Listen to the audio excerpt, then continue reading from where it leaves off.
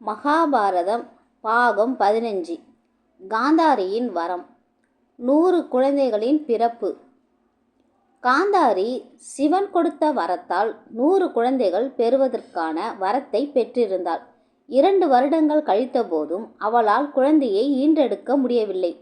திருதராஷ்டிரன், பீஷ்மர் முதலிய தலைவர்கள் அவையில் கூடியிருந்தனர்.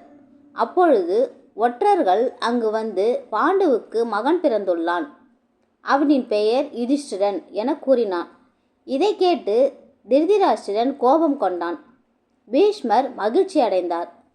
திருதராஷ்டிரன் கோபத்துடன் காந்தாரியின் மாளிகைக்கு சென்றான். திருதராஷ்டிரன் 2 வருடங்கள் கழிந்துவிட்டது. இன்னும் உன்னால் எனக்கு ஒரு மகனை பெற்று கொடுக்க முடியவில்லை. நீ சிவனிடமிருந்து பெற்ற வரம் எங்கே போனது? அங்கு வனத்தில் பாண்டு மகனை பெற்று மகிழ்ச்சியில் இருக்கிறான். ஆனால் எனக்கு அந்த மகிழ்ச்சியை எப்போது தரப்போகிறாய் என கோபத்துடன் கூறிவிட்டு அங்கிருந்து சென்று விட்டான். காந்தாரி திருதராஷ்டிரனின் இந்த கடுஞ்சொற்களை கேட்டு மிகவும் துன்பம் அடைந்தாள். அப்பொழுது அவளுக்கு குழந்தை பிண்டமாக பிறந்தது. இச்செய்தி திருதராஷ்டிரனுக்கு தெரிவிக்கப்பட்டது. குழந்தை பிண்டமாக பிறந்திருப்பதை கேட்ட திருதராஷ்டிரன் பெரும் அதிர்ச்சி அடைந்தான். பிறகு திருதராஷ்டிரன் பீஷ்மரிடம் சென்று, காந்தாரி பிண்டத்தை குழந்தையாக பெற்றுள்ளாள். எனக்கு இனியும் குழந்தை பிறக்கும் என்பதில் நம்பிக்கை இல்லை என கூறினான்.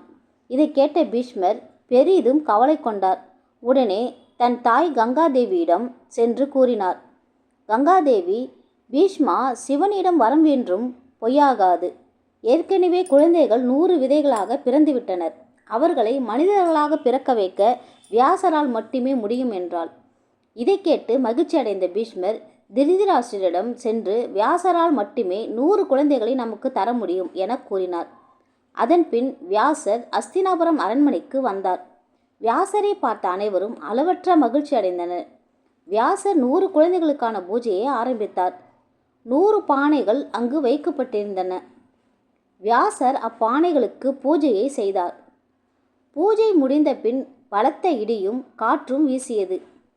இதை கண்டு அனைவரும் பயந்தனர். அப்பொழுது ஒரு பானையிலிருந்து ஒரு குழந்தை வெளிவந்தது. அக்குழந்தையை வியாசர் காந்தாரியிடம் கொடுத்தார். அதன் பின் வியாசர் இவ்வாறே மீதமுள்ள அனைத்து பானைகளில் இருந்தும் ஒவ்வொரு குழந்தை வெளிவரும் என கூறிவிட்டு அங்கிருந்து சென்றார். குழந்தை பிறந்தது என்பதை அறிந்து திருதராஷ்டிரன் மிகவும் மகிழ்ச்சி அடைந்தான். குழந்தையை கையில் வாங்கிய திருதராஷ்டிரன் அக்குழந்தைக்கு துரியோதனன் என பெயர் சூட்டினான். வியாசர் போகும் முன் பீஷ்மரிடம், இக்குழந்தையினால் இந்த நாட்டிற்கு ஆபத்து ஏற்படக்கூடும். அதற்கான அறிகுறிதான் இந்த இடியும் காற்றும் என்றார். இதை கேட்ட பீஷ்மர் மிகவும் வருத்தமடைந்தார். அதன் பின் சிறிது நேரத்தில் மற்றொரு குழந்தை பிறந்தது. அக்குழந்தைக்கு துச்சாதனன் என பெயரிட்டனர். அதன் பின் பீஷ்மர் திருதராஷ்டிரரிடம், திருதராஷ்டிரா, முதல் குழந்தையினால் நமது நாட்டிற்கும் ஆட்சிக்கும் ஆபத்துகள் ஏற்பட போகின்றன. அதனால் நீ துரியோதனனை கொன்றுவிடு என கூறினார். திருதராஷ்டிரன், எனக்கு வெகு நாட்களுக்கு பிறகு குழந்தை பிறந்துள்ளது. என் குழந்தையை நான் எவ்வாறு கொல்வது? என்னால் கொல்ல முடியாது என கூறினார். பீஷ்மர் திருதராஷ்டிரரிடம் எவ்வளவோ எடுத்து கூறினார். கடைசியில் சகுனியின் சூழ்ச்சியாலும் திருதராஷ்டிரன் குழந்தையின் மேல் வைத்த பாசத்தாலும் குழந்தையை கொல்ல முடியாது என கூறினான். திருதராஷ்டிரனுக்கு 100 குழந்தைகள் பிறந்த செய்தி பாண்டுவிற்கு தெரிவிக்கப்பட்டது. இதை அறிந்து பாண்டுவும் அவனின் மனைவிமார்களும் மகிழ்ச்சி அடைந்தனர்.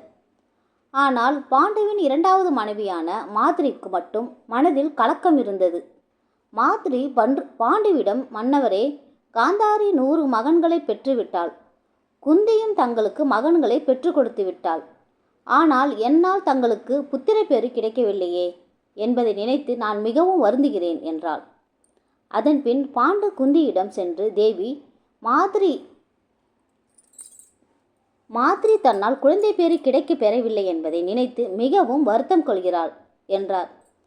இதை அறிந்த குந்தி மாத்ரியை அழைத்து, மாத்ரி, நீ மனதில் தேவர்கள் யாரேனும் நினைத்து நான் சொல்லும் மந்திரத்தை கூறு என அம்மந்திரத்தை கூறினாள். குந்தி கூறியதைப் போலவே மாத்ரி மனதில் அஸ்வினி இரட்டையர்களை நினைத்தாள். மந்திரத்திற்கு கட்டுப்பட்ட அஸ்வினி இரட்டையர்கள் மாதிரி முன் தோன்றி நகுலன் சகாதேவன் என்னும் இரட்டை குழந்தைகளை அருளினர். அப்பொழுது அசரீரி ஒன்று ஒலித்தது. இக்குழந்தைகள் அழகிலும் வலிமையிலும் சக்தியிலும் ஒப்பற்றவர்களாக இருப்பார்கள். இவர்கள் நகுலன் சகாதேவன் என்னும் பெயரோடு அன்போடு அழைக்கப்படுவார்கள் என்றது.